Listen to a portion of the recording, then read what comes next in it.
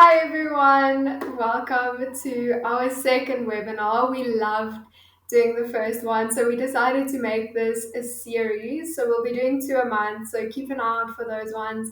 And if you want to learn anything new, feel free to drop it in the comments and we can work on those for our next webinars. So, with that, welcome to today's webinar Why Your Medical Practice Website Gets Traffic but Not Patients.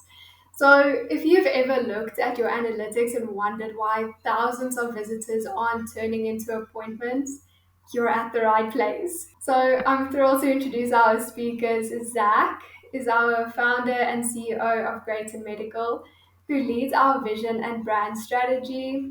Zach will be taking us through the psychology behind patient decision making and conversion optimization specifically for healthcare practices. And Sam is our Chief Operating Officer and lead SEO strategist, the architect behind our AI powered SEO and GEO frameworks. Sam will be diving into the technical execution that transforms website visitors into booked appointments. Perfect. Thank you so much, Marley. Yeah, we're really excited to be here again. And as she mentioned, we plan on doing two a month now. So it's really important for us to be able to communicate with people because we understand it's not always budget alignment. Sometimes people have other agencies or they're just not in the right place to be searching for an agency. And so it's really important that we get this info out there because at the end of the day, our biggest goal is to be able to help you, those watching, and those who we haven't spoken with yet, right? And so at the end of the day, I really feel like there's a lot of misinformation that's out there. And it's something that a lot of people in our industry, and I'm not calling out anybody, but it's a lot of misconceptions that exist in our industry about what SEO means and what it means to get conversions.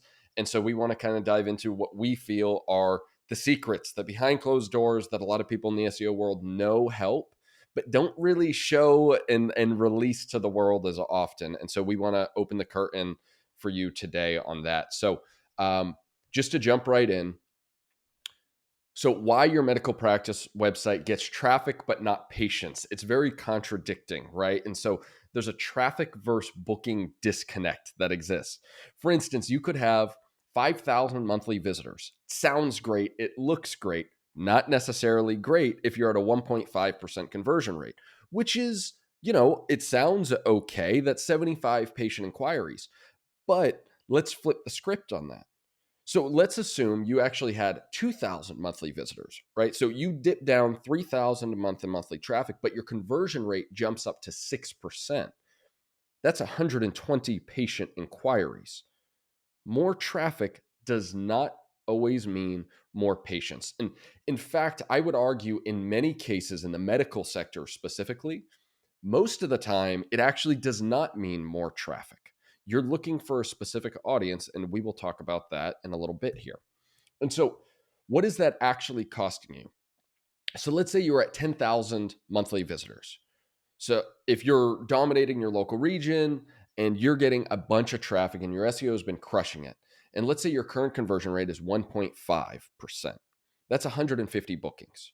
Okay, what would happen if you optimize that conversion rate? Found a way to keep that 10,000 monthly visitors, which is still possible. It really depends on the market, the location you're in, the search volume in that region. But let's say you optimized a 5% conversion rate. That gets you to 500 bookings every single month. That is a difference of 350 patient opportunities per month, which, uh, as you can imagine, that is a huge difference for your ROI just on your website, which I know you are spending a lot of time and energy on and spending a lot of money in many cases, right? So the average practice convert at 1 to 3%, but top practices in medical are at 6 to 8% conversion rate. So we're not giving you a fictional number. And in fact, we're giving you a conservative number of 5% when top ones are converting at 6 to 8. This is documented info online that Google releases out there. And so we really, really want you to walk away from this thinking, how do I get my website to be 6 to 8% conversion rates? Rather than thinking, how do I get 100,000 monthly visitors on the website? Let's think smarter and let's think ways to optimize what exists and then scale your traffic up. And so, as Marley said, what we're going over is number one, the strategy and psychology. why your conversions fail, patient decision psychology, trust and social proof, and why medical practices need specialized marketing. 2, the technical execution. So these are the technical conversion killers, page speed and mobile optimization, form friction and CTAs, healthcare specific requirements, and of course, your next step and what you should do from here leaving this meeting. And we'll talk about it again at the end, but if at any point you want more and you want custom info for your practice, we charge nothing for a free marketing review. So if you want to see where your site is losing patients, that is absolutely something we can help with. Our free marketing review will include a conversion rate analysis, technical performance audit, competitor comparison, priority action plan. All you have to do is either scan the QR code in the video, or there's going to be a link in the chat below. There's no cost on this, no obligation. Our goal is, again, to help you. We don't care if you end up signing with us. We just want you to have this info to grow your practice. And if you need assistance in the future, obviously just let us know. Our schedule fills up pretty quick. So if you click on the link, it will show us or show you our current calendar. And so we recommend booking it as soon as possible because Sam and I personally do it. It requires more time and effort, but we think it's important for the CEO and COO to actually take the time to create a SEO strategy tailored to you because we believe in building a relationship no matter how big our company gets. So let's dive in. We have a bunch of content to go over, but let's start with the number one mistake. And that is that treating healthcare like a rational purchase when patients searching for care are anxious, emotional, uncertain, vulnerable, and comparing multiple options. When a patient comes to your practice, no matter what your specialization is, they are not going there with a rational state of mind most of the time, right? Medical is very scary for many people.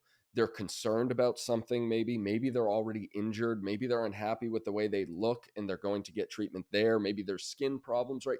No matter what it is, there's a lot of trust that takes place. How many people go in saying, "Oh, I hate the doctor," right? And it's not because they literally dislike the people that are doctors. They dislike the vulnerability that they feel and the fear of what might be wrong, right? That's a scary thing when you're comfortable and you're thinking, "Oh, I'm perfectly healthy."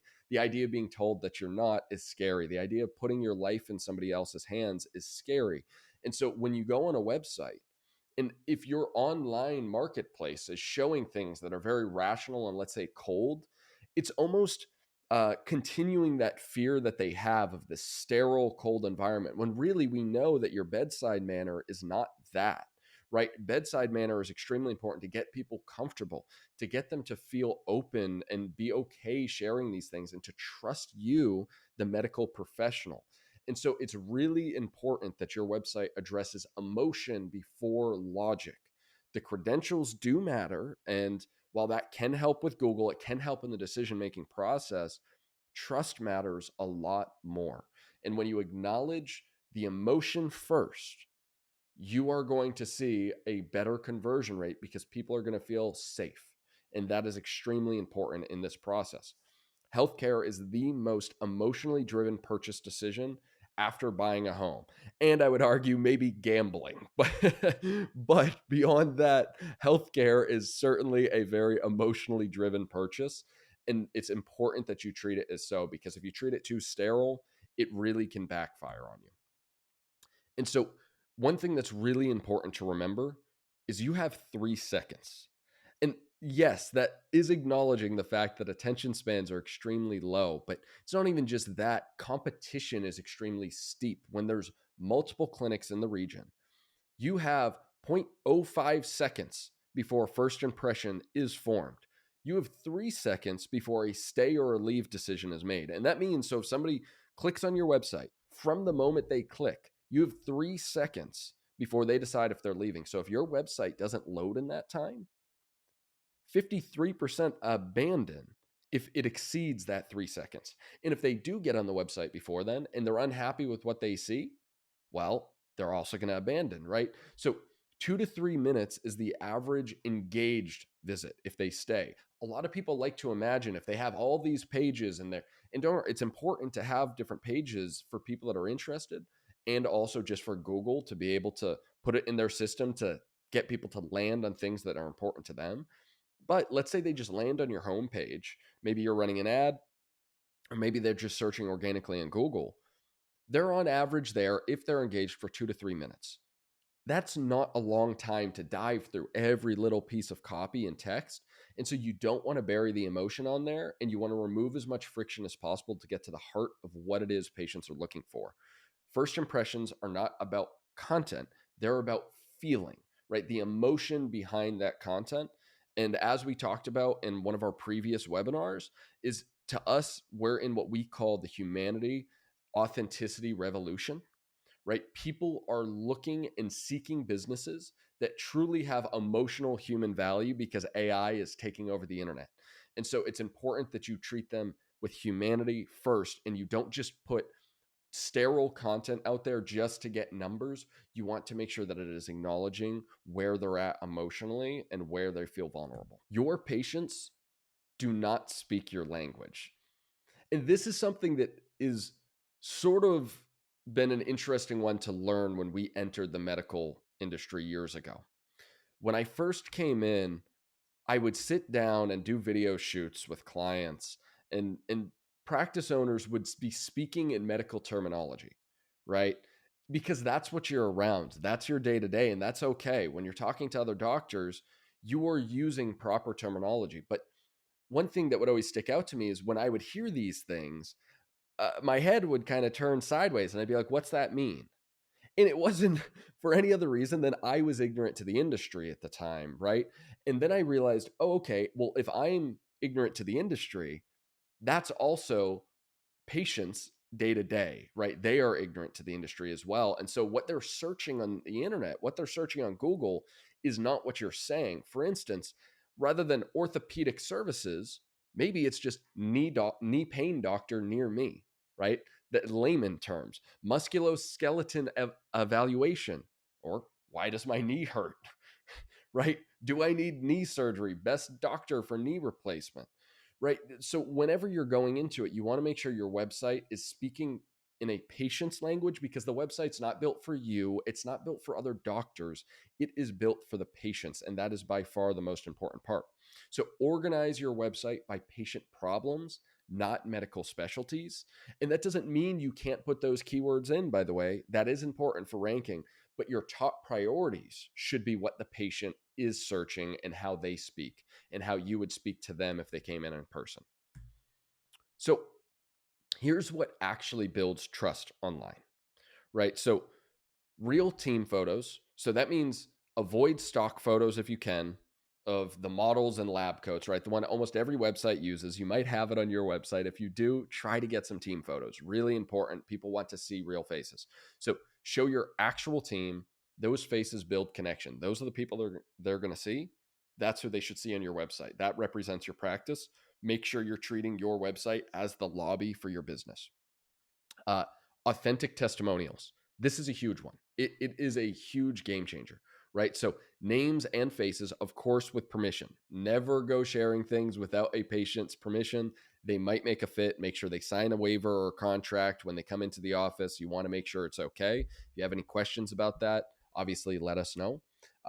You want specific outcomes and not just vague praise, right? People can sniff out something that just feels like it's fake, that somebody just hired an actor, which is really common now, right? So you want something that's specific. So if somebody came in and they had a great outcome after a surgery, have them talk about that surgery. Show the before and after photos that exist, right? Video testimonials are 3 times more effective, and they don't need to be Hollywood quality budget. No, it could be on their cell phone.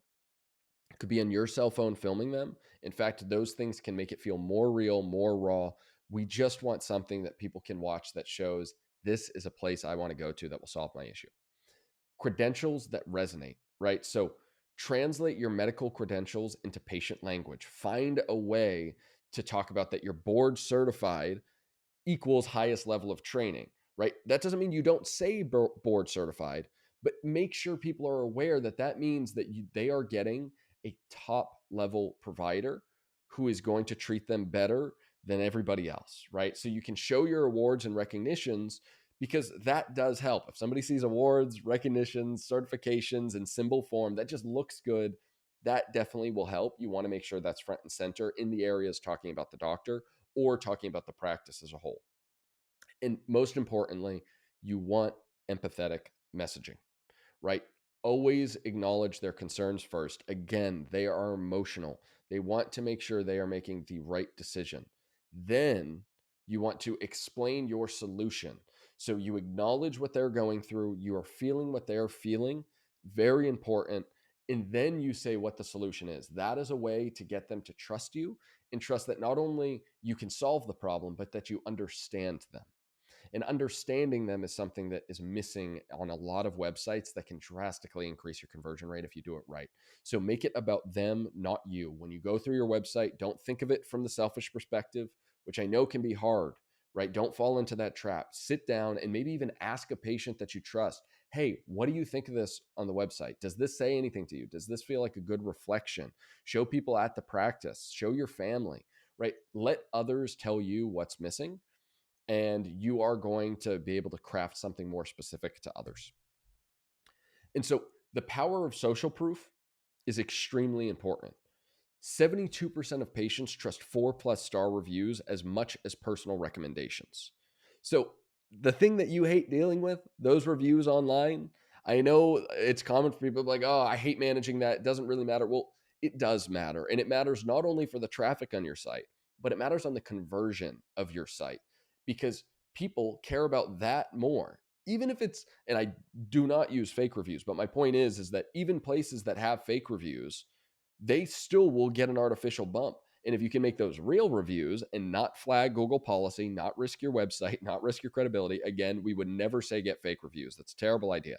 But if you take the time to create a system that you're reaching out to patients or reminding them, please leave a 5-star review, and then have them personalize it if they want to, that makes a huge difference. And if that's as much as personal recommendations, that says how much that means for people in the online digital world. Reviews must be visible not just on Google, but also on your website. And make sure you're updating them or having a real time link with Google. And of course, do not showcase your 1 stars on your website. So make sure you're not linking it and not checking. So if you see 1 stars pop up, remove them from the website. You can't delete them from Google. You should respond to them on Google, but don't delete them on Google. But yes, you should absolutely remove those ones from your website and showcase all your 5 stars. 89% of testimonials with photos increase trust by 89%. So testimonials with photos increase trust by 89%. That is a huge difference.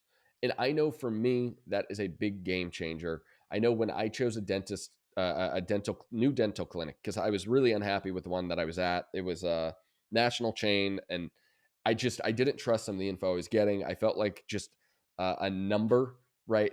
I was in and out, and they didn't really take the time to like ask questions or properly review things. And so then I wanted to search around, and I found a local practice.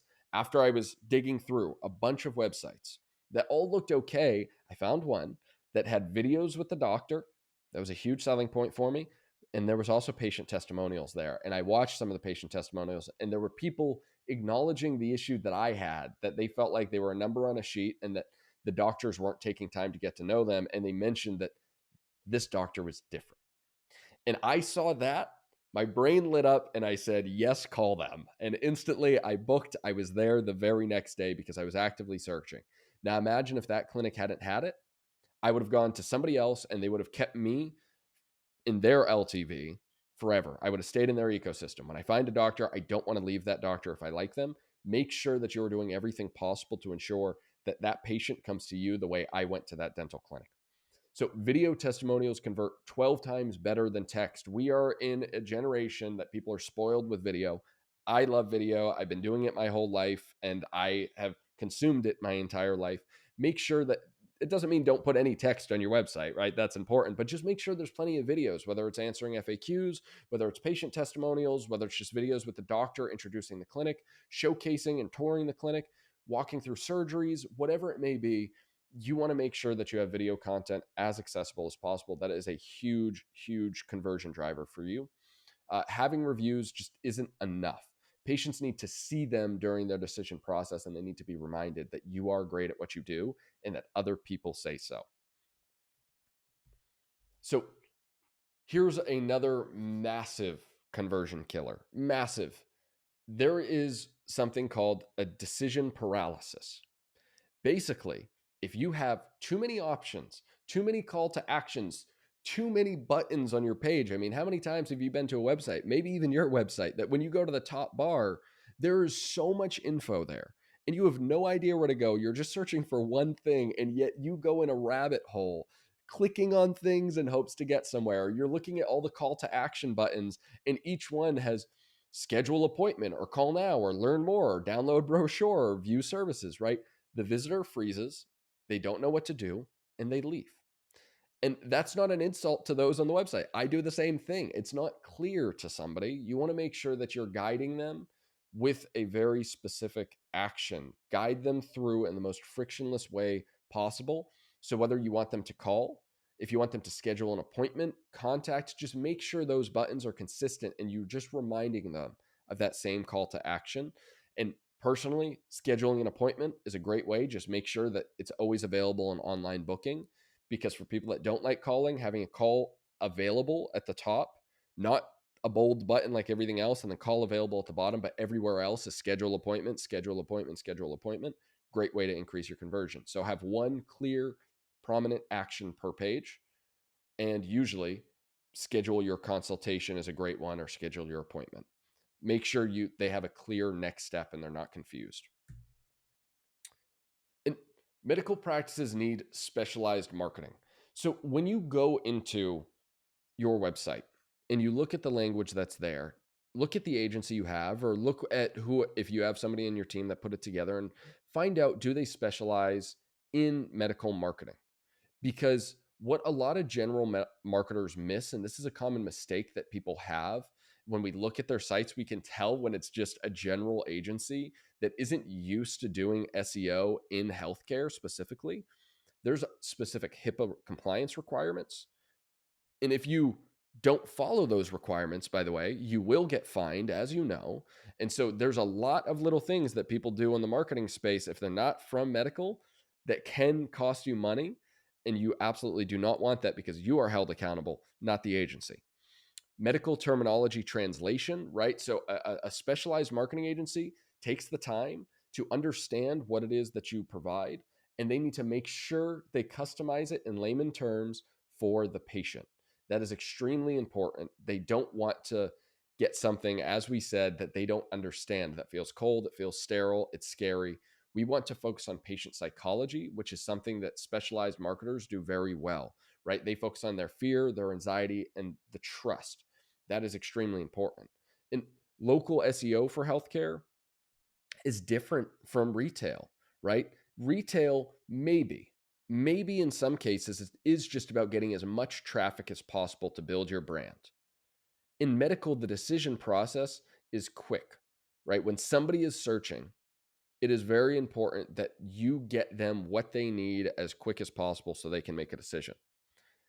Insurance and pricing transparency needs, right? So if an agency doesn't understand that stuff, it's not going to be communicated well on the website. They're not going to understand what you're telling them to do, and they're not going to be able to put it in because they don't understand what that industry requires.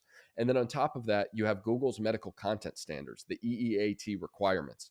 That is extremely important, and it is completely missed by most people.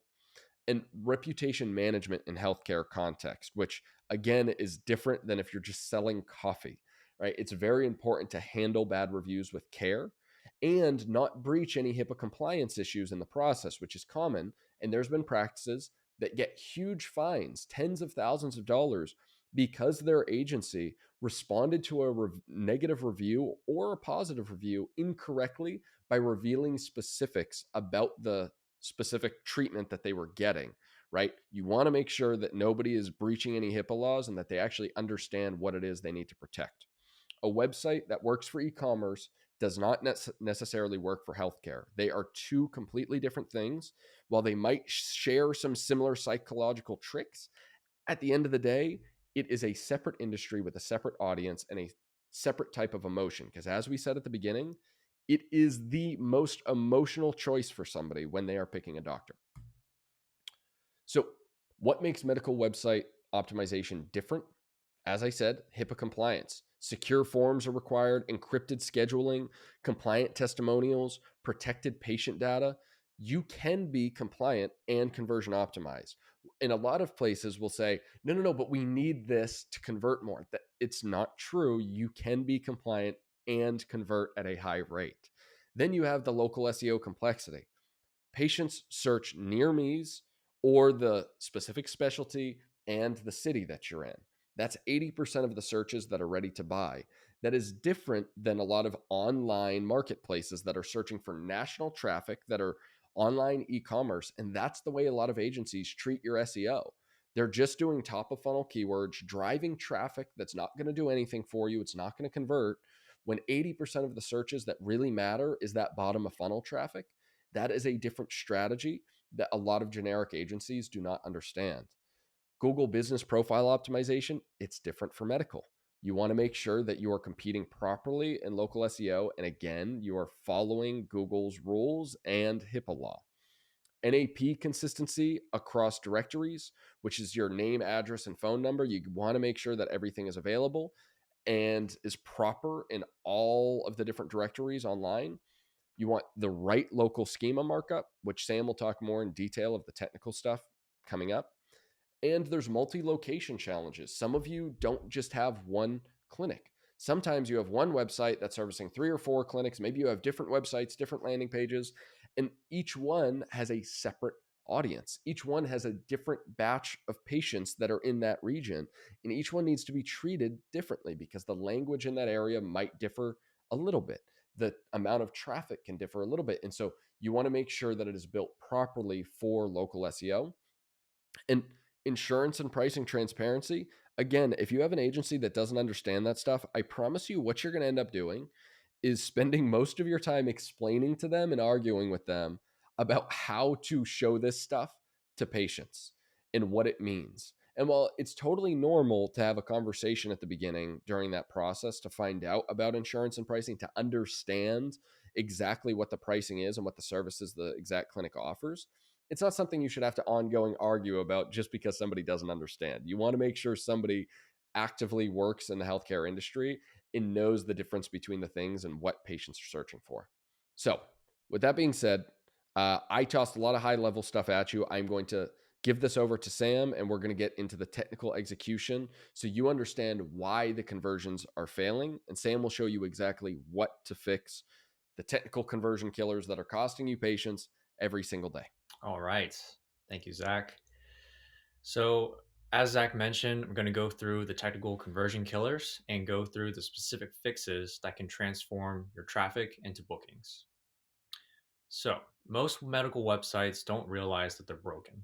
The average medical website loads within about 6 to 8 seconds. And I'll go into more detail of what that actually means. And 53% of visitors abandon after 3 seconds, low short attention spans, and 80% of healthcare searches happen on mobile. I'll go through why that's important as well. And then medical websites fail mobile usability tests, and I'll share with you a free website that you can go and check your own mobile usability test as well. And average form has about 8 to 12 fields, but it should be around 4, and make it as super simple as possible. So, page speed. It's the silent appointment killer.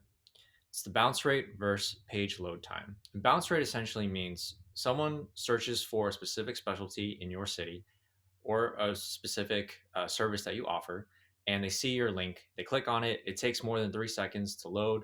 Maybe it takes anywhere from 6 to 8 seconds, and they decide that it's not loading fast enough, and they click back to the search results. That's what increases your bounce rate. It's what we call pogo sticking. And an optimal bounce rate is anywhere between roughly around 35 to 45%. And the higher your bounce rate goes, the reason why it's important to have a low bounce rate is because Google deprioritizes sites that have a high bounce rate because they know that the user experience is not good, and they only want to serve websites with a great user experience and that are relevant and helpful to your patients on page 1. So that's another reason why we look at that. So if your site takes 6 seconds to load, which is common, you're losing around 9 out of 10 potential patients before they even see your content. And common causes of these could be unoptimized images. So That might mean that you don't have the correct file format, or even the file size is too large.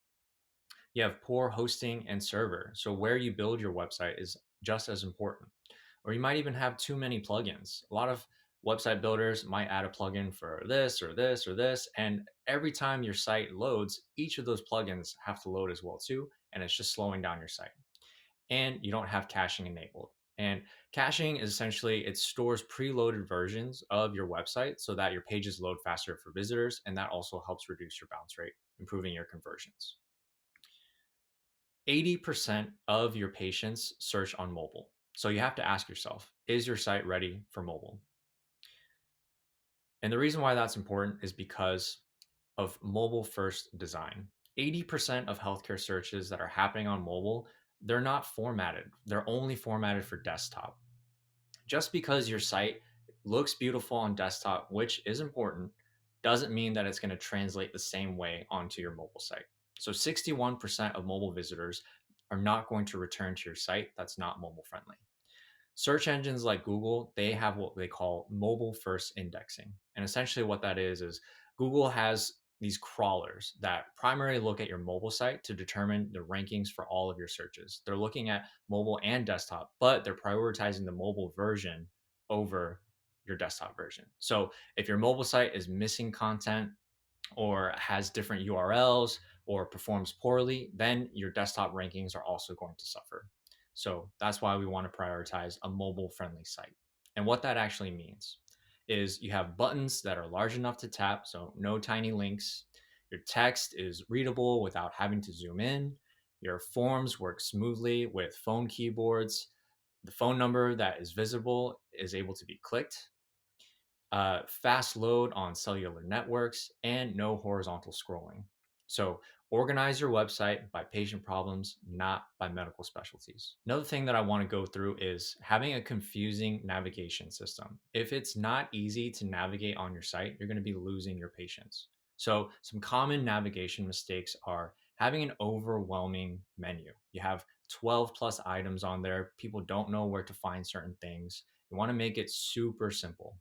You have medical jargon that's also in the menu labels. You have hidden contact information, no clear path of how they can schedule or even contact you, and services are buried within dropdowns. You want to think about, put yourself in your patient's shoes. Is it easy to navigate your site? How many clicks do they have to do to get to even just a service page or even just to contact you? So, some best navigation practices are reducing down your main menu to around 5 to 7 if possible. Make it patient friendly language. Have your phone number visible on every page and make sure that it's clickable. If you can, have your schedule appointment in your header and make sure that clear service organization is by your patient needs. So if visitors can't find what they need in 10 seconds, then they're going to leave. Another thing is having unclear CTAs. As Zach mentioned, decision paralysis is a real thing. Think about if you're deciding on what you want to eat for food. If someone says, do you want pasta? Do you want pizza? Do you want hamburgers? Do you want tacos? If you have too many options available, it's gonna be difficult to decide. So same thing for your CTAs. Some examples of some bad CTAs that we've seen on websites are multiple competing buttons vying for your patient's attention.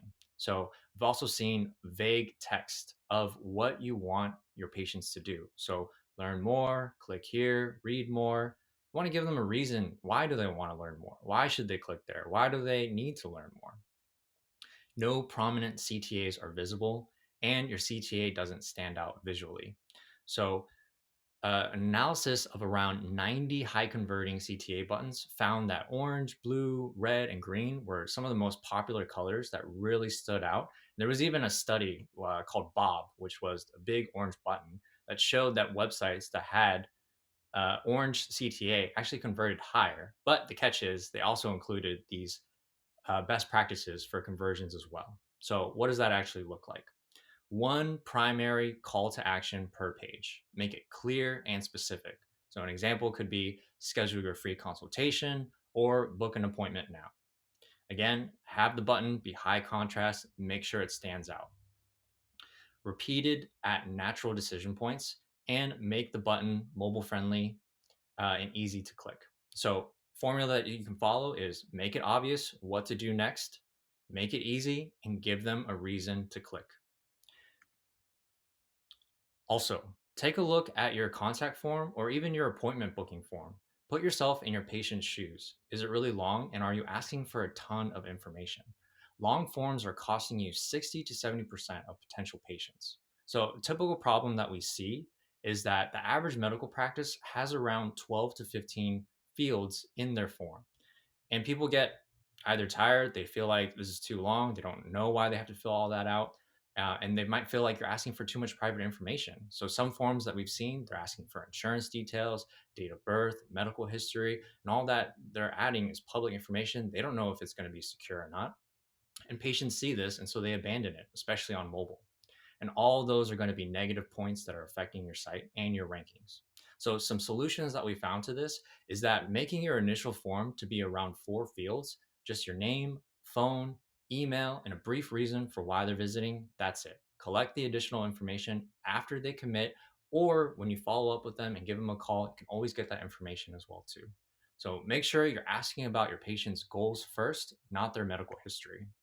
So a real example of this is one of our clients, before we came in to optimize it, they had a form field of about 12 options, and the conversion was around 1.2%. After we optimized that form, roughly reduced it down to about 4 fields, it upped their conversion rate by 3.67%. And that resulted in 206% increase in their bookings alone. So every field you add, you can think of it as that decreases your conversion by 10 to 15%. So look at your own form and see where you can trim the fat.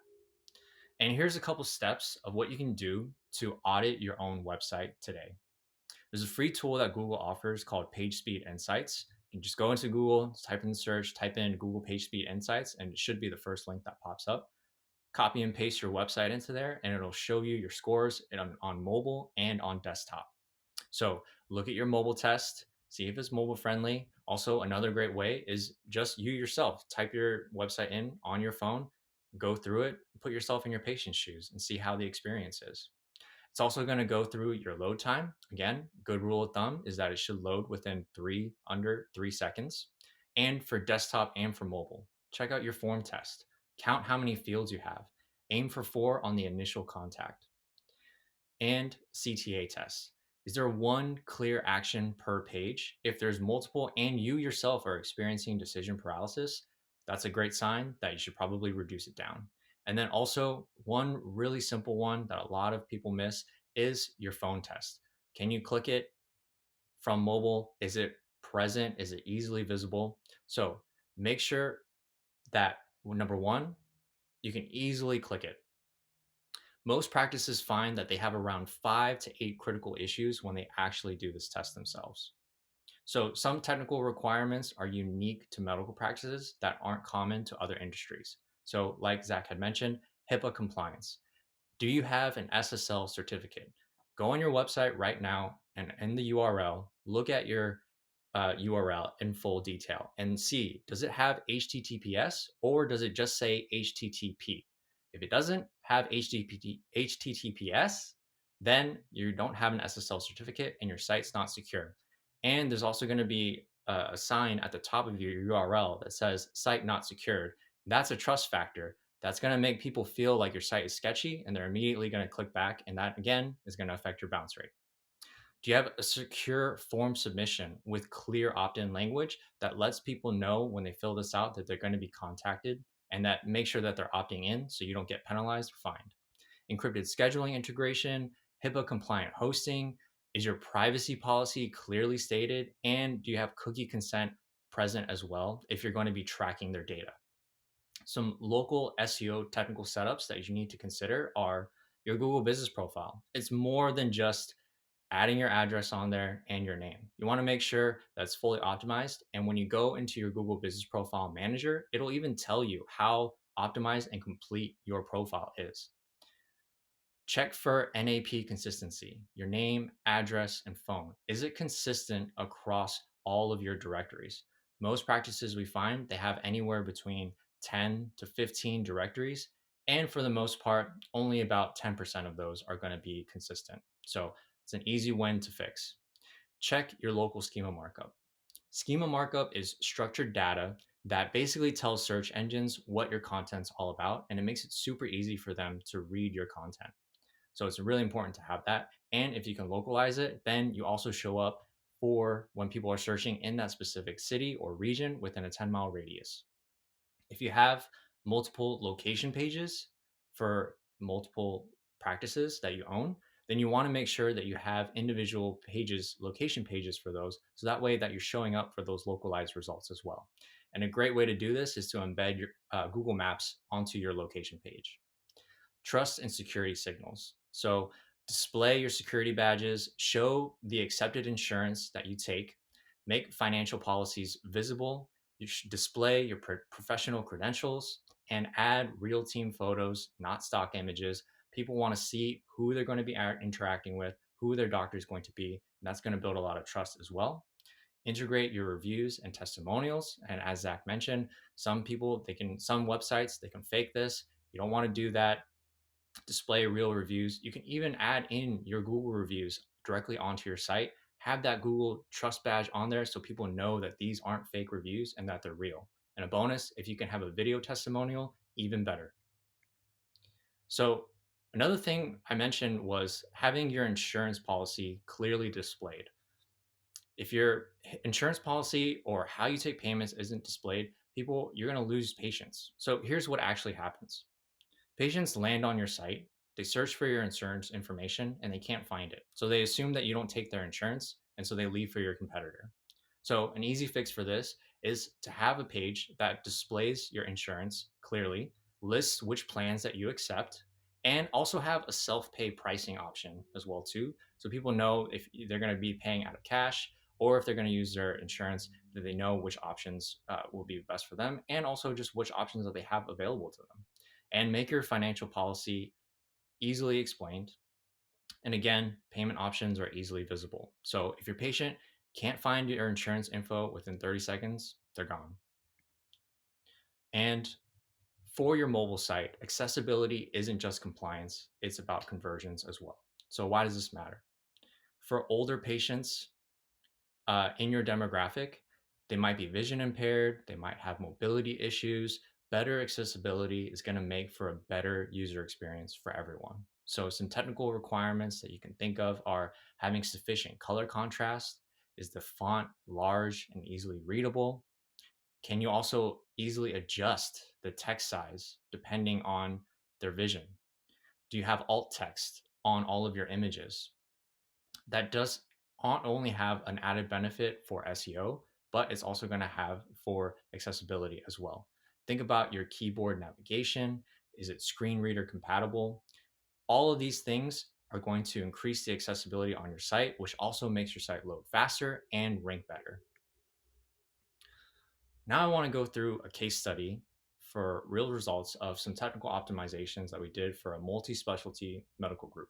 So the starting point when we first audited their site, we saw that they had an 8.2 second page load with a 62% mobile bounce rate. And again, optimal bounce rate is anywhere between 35 to 50%.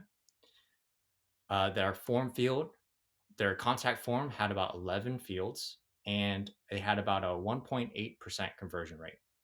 So we applied these technical changes, and these are some of the results that we saw.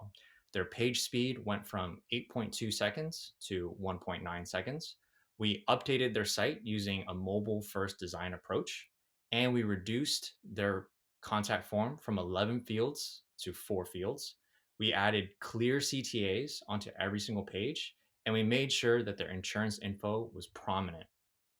So the results that we saw within 90 days was their conversion rate increased from 1.8% to 5.3%. Their mobile bounce rate went down from 62% to 33%. And their appointments increased by 194%, all from the same traffic and the same ad budget. There's a lot that goes into optimizing your site for conversions, and this is a great place to start. Start with the highest impact ones first. So here are some that you can start with. Number 1, your page speed. Optimize your images, upgrade your hosting if you need to. Number 2, mobile responsiveness. Test your site on your phone and actually go through your website and see, and that's going to tell you what areas that you need to fix for your mobile experience. Number 3, form simplification. If you yourself are looking at your contact form and you see that there's multiple fields on there, try and reduce it down to at least 4. Number 4, clear CTAs, one action on every single page. Number 5, insurance visibility. Make it easy to find and make it easy to have your payment displayed easily. Fix these second. So these are additional that you can try after you fix the highest priority ones. So these are also going to be high impact as well. So check out your navigation. In your menu, is it simple? If it's not, then that's a great sign that you should simplify it. Social proof integration. Do you have reviews and testimonials added?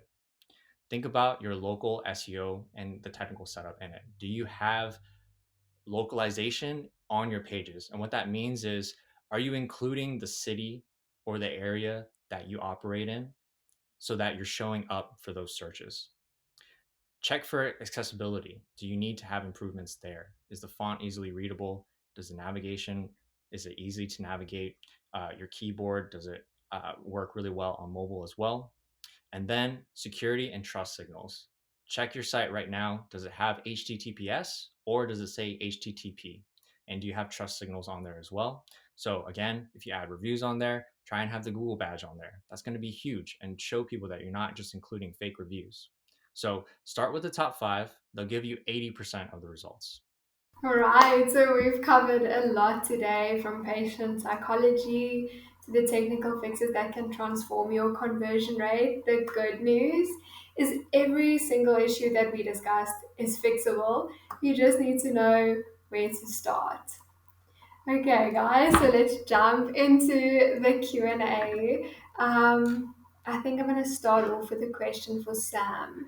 Sam, how do I know where patients are dropping off on my website? Yeah, that's a great question. I would say a good place to start is by checking your own Google Analytics profile. You can actually see which pages have the highest bounce rate, and I would start there first. Those are going to be your problem pages. Second, you can also check your form. Is it being abandoned or being completely filled out? If people are starting it but they're not finishing it, that's a clear sign that they're probably experiencing too much friction or they're feeling that it's too long. And a great way to actually check and not just base it off of feeling is using heat map tools like Hotjar. So every conversion optimization tactic that we use, we want to base it off of data and not just guesswork or feeling. And so Hotjar is a great tool to use for that. You can literally see where people are clicking, where they're getting stuck. And those are great signals for what you need to optimize. And then the easiest approach that I would say too to check is put yourself in your patient's shoes and actually call your own practice using your mobile site. And if you yourself are struggling to either find the phone number or schedule, or even the process when you're calling and trying to schedule an appointment, that's a great place to start as well too. So most practices, they're going to find their biggest drop off happens on mobile. The contact form or their insurance is buried or it's missing entirely. So I would start with those areas first. Love that. Sam, I have another question for you. My website was built by my EHR company. I'm logged in. Can I still improve conversions? Short answer is yes, you still can. You probably wouldn't have as much control as you probably would like, but you could still, there's still some places that you could start. So you can still change and replace the photos. You can still add alt text. You can also update the copy on your website to make sure that it still is speaking to your patients and your patient problems instead of just like listing out your services. You can also, again, make sure that your phone number is clickable on mobile and that it's visible at the top of every page. Um, and I would also say, if you can, add any custom elements, like, for example, simplified contact form, make sure that there's clear CTAs on every page. You could still remove, like, for example, if you got like 3 or 4 or even two, yeah, like 3 or 4 on a page, you could still simplify that down and remove some. And then just making a prominent insurance section. So things that are also in your control that's outside of your website that you can look into is your Google Business Profile. So you have access. Hopefully, you're the one that set it up and you're the owner of it. And if you don't, then whichever marketing company that you work with, make sure that you're asking for ownership for that. And because Google Business Profile, it's going to literally tell you what you need to do to make your profile fully optimized, and that's going to be an additional driver of traffic to your site. So if you're stuck long term, or starting to plan your exit strategy from that contract, calculate what you're losing in conversions versus what it would cost to switch or even break that contract. It might make financial sense to do that. So I would start there. I would look at your photos, check out your text on your page. Is it speaking to your patients? Does it feel like you're talking to them?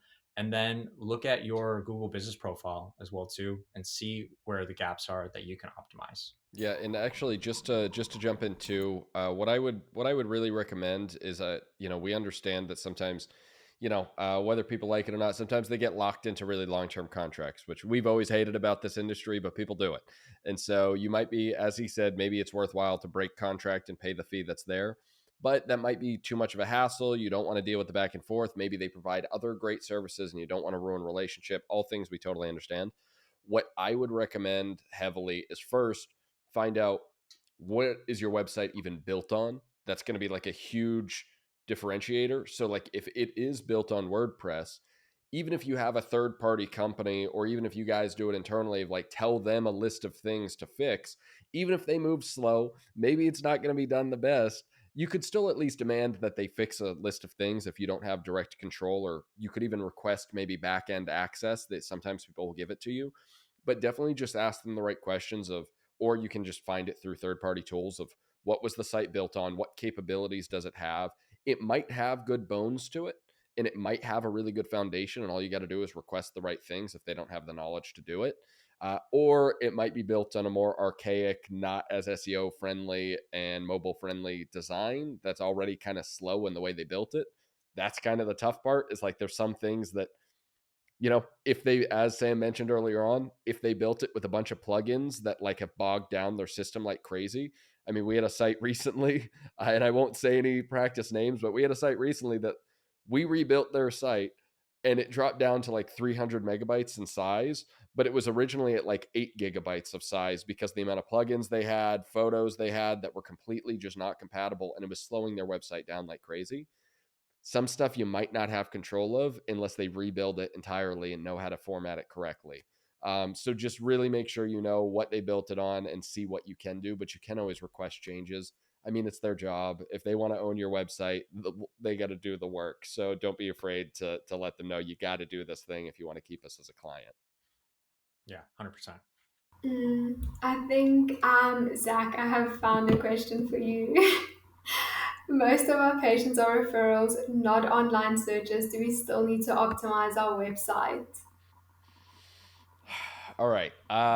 So this is actually one that we get asked a lot, because, if some practices really do just rely on the amount of traffic they get from, let's say, a primary doctor that you're the guy they go to. Maybe they're getting referred via their insurance company or whatever it may be, right? It could just be you're locally known in the community and they're just sending people over.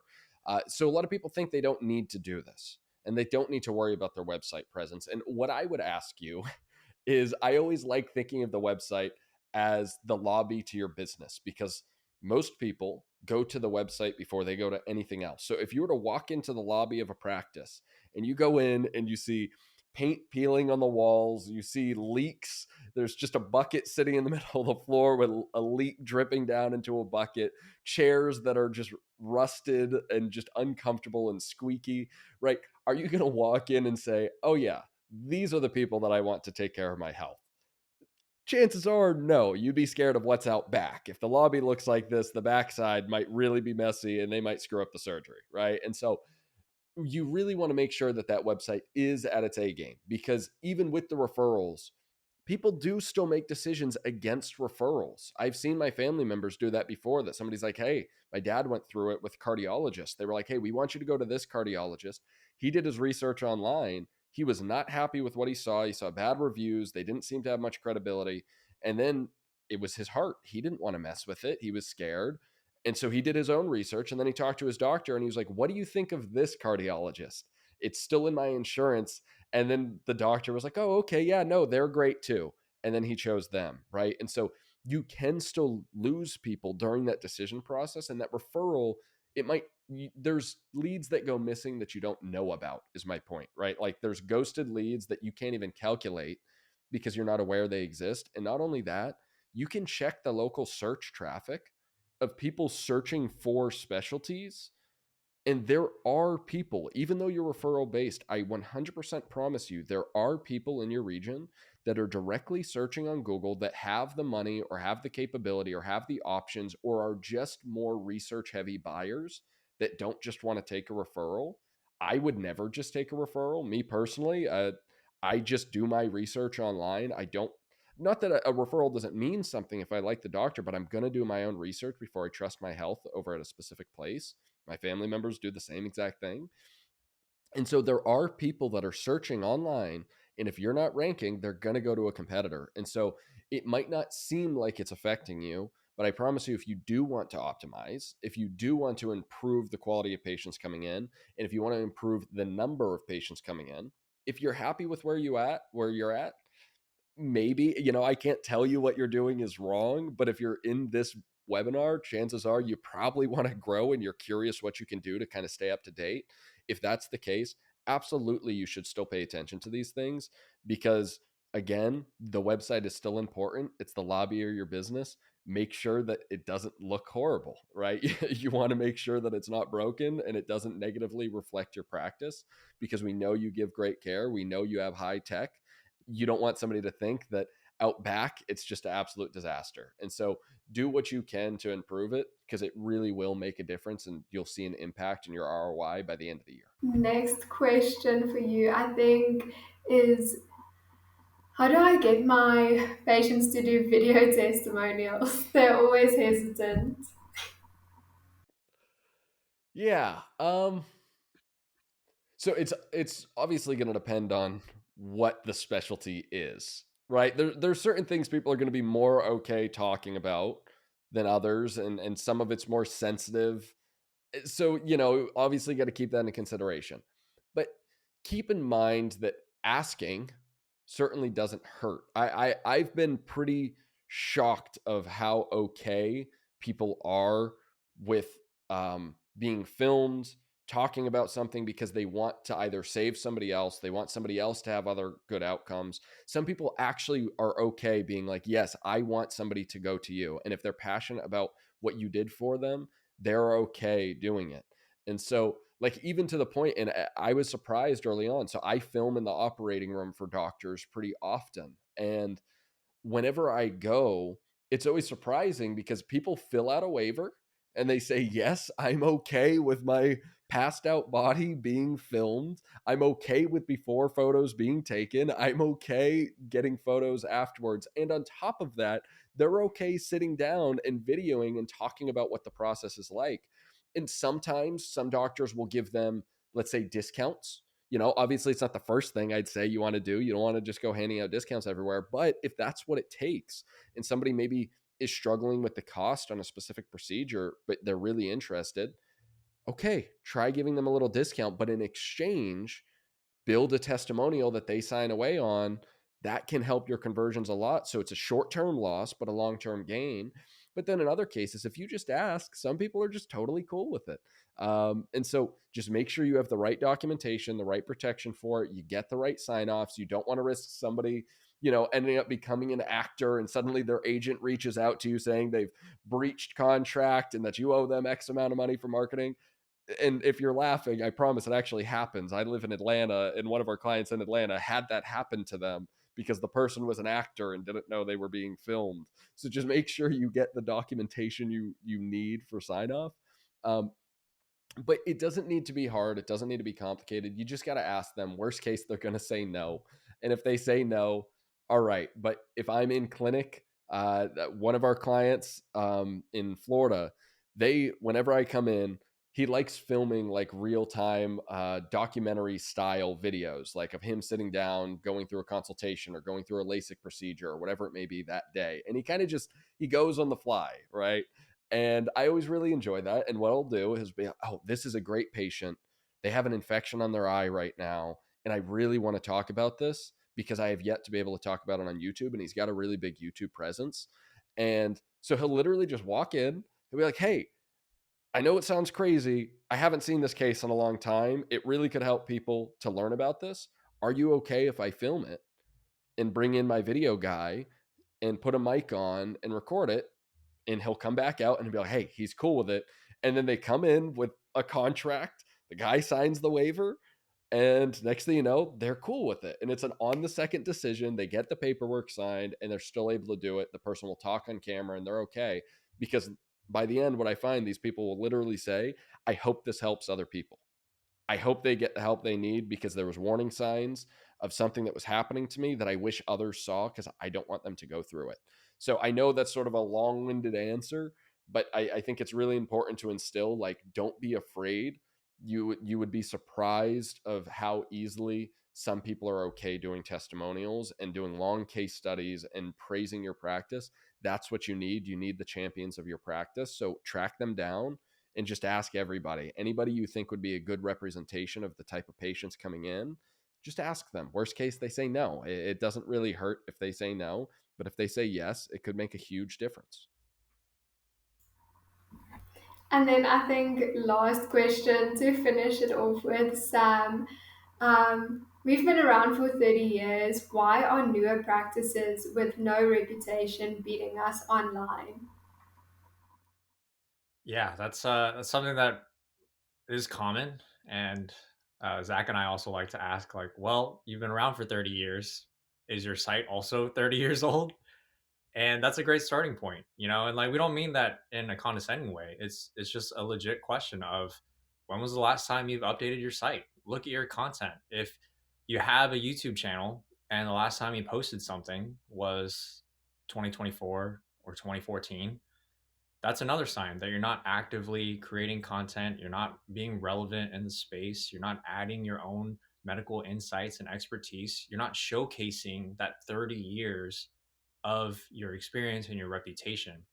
So, in contrast, you might have great community ties. You might have, really established with your patients, but that's not translating onto your online presence. And we want to make sure that that's also translating onto there. So, newer websites, or even just younger patients, someone that's in their 20s, 30s, that's like looking for what you offer in terms of your services, they're not looking necessarily for who has the most experience. They're looking for the one that has the most Google reviews, actual testimonials, whether it's written or video. They're also looking for, do they have a social media presence? Do they have video content? Do they actually have real photos of the doctor? Those are all signals to them and decision making factors that's going to contribute to who they actually end up choosing. So, we want to take your decades of experience and we want to make sure that your online presence equally represents that. And so, sure, you might have 30 years of experience and newer practices are winning. I understand that can be very frustrating. Um, and a lot of, medical doctors that we meet, they're very competitive, as am I. And I want to help you guys to be able to, outbeat your competitors. But that's one thing that we're going to have to look at, like, when was the last time that your site was actually updated? And if it was 30 years ago, which hopefully it wasn't, don't worry. Like, we've taken insights that were, 30, 20, 10, doesn't matter which one. We can always modernize it, we can always update it, optimize it for conversions, for SEO. So it's not the end of the world. And don't worry, you're not alone either. So Yeah, and sorry, one thing I'd actually really like to add into that one is, if you look at just the pure brand value, right? Product is completely different from market, right? So the marketing is a completely separate beast. It's a common thing in the startup world, right? You could have the best product in the world and it will not get on the shelves. It will not get in the right hands. It happens with medical technology all the time. You've probably had plenty of different drug companies and pharma companies coming in and med tech companies to sell you their product that you say no to because their marketing, their brand, their reliability, or their case studies just aren't present. And so even if they have the best thing, you're like, I'm not willing to take a chance on that, right? Well, the same thing is true just because, and a new product could come in and take out the old product on the shelves because their marketing is so good and the product is so good. And so it's not that the product isn't really important. It's not that your practice doesn't bring a lot of value, but they're like totally separate things. I mean, how much do people argue if you have an iPhone, I have an iPhone, right? But how many people be like, nah, Samsung's way better, Google's way better, right? And objectively, Samsung has better phone specs, but Apple has marketing that was some of the best in the world, and they took majority market share. And so even if their product is lower than others sometimes, it doesn't matter. You love Apple, you know what Apple is, you know what they do, you're in their ecosystem, their marketing is killer, and you buy Apple. And that's why they're one of the most successful companies in the world. They don't always need to have the best product. And if you're a diehard Apple person, I'm not insulting. I have a Mac. I'm in the ecosystem, but my point is, I'm aware that they're not always the best product necessarily. But I am a sucker for their brand. I'm a sucker for the look, and so they are able to take the market share. So your marketing is extremely important. It can be completely different from the product, and it's important that you do differentiate it. Or if not, you're going to get very emotional in that process, and you don't want to feel like that, like somebody is attacking you and what you provide just because they're commenting on the marketing. Again, they're totally separate, and you want to make sure that that marketing does help you get your product and your practice out there. 100%. All right. So any other questions? I know we're just about 10 minutes over, but any other questions or anything like that? I think that's I think all the questions we have time for today, unfortunately. If you have any other questions, feel free to book a one-on-one call with Sam and Zach. It is obligation free and we'd love to chat to you. Yeah, 100%. So I will do the final shameless plug before we go out of here. And I'm sure there's a bunch of people backing out right now. Don't market me. Don't market. Don't market. But if you stick with me for a second, I really hope that we get a chance to help anybody on this. And so if you want a free marketing review, again, no cost, no nothing. We care about building a relationship. We just like being in touch. If you have any questions, send us an email. For us, we are not a consultation agency. We do not charge you for consultations. We don't charge you for info that we provide. We are happy to give guidance where we can because we believe in relationship building and we want to grow with people. And so to us, it's extremely important. So feel free to book that. Again, our schedules are pretty slammed. I'm going to be honest, between we have a company to run, we got entire team members to be able to manage, and other clients, and so we have a couple days a week that we set aside for these marketing reviews. And so just make sure to sign up for it ASAP so you don't get pushed back by weeks. Sometimes we get floods come in random weeks. And so if you're watching this and you want to get this in before the new year, holidays are coming around, then schedule ASAP. And even if you want to get in at the start of the year, a lot of people start meeting with us at the start of the year because they're prepping for the new marketing strategies. And so just make sure you get that scheduled ASAP because we really do take the time. It's not like we just jump on and give you vague info. Like Sam and I really do a deep dive on your website. We work with our team and gather all the needed information. We present it to you in a clean way. We won't give you a 50-page document that you're never going to read through, right? We're going to walk it through in ways that you understand, and give you a strategy guide that you can take forward with you. So really recommend it. Again, the link for that should be in the chat somewhere, as well as on the QR code if you scan it. And we'll also send follow-ups if you joined on LinkedIn, and which please connect with us on LinkedIn. Feel free to say hello, ask any questions. And then also we'll reconnect via email and reach out. And so if you have any questions in the process, please just book that, and we're happy to give you custom tailored information.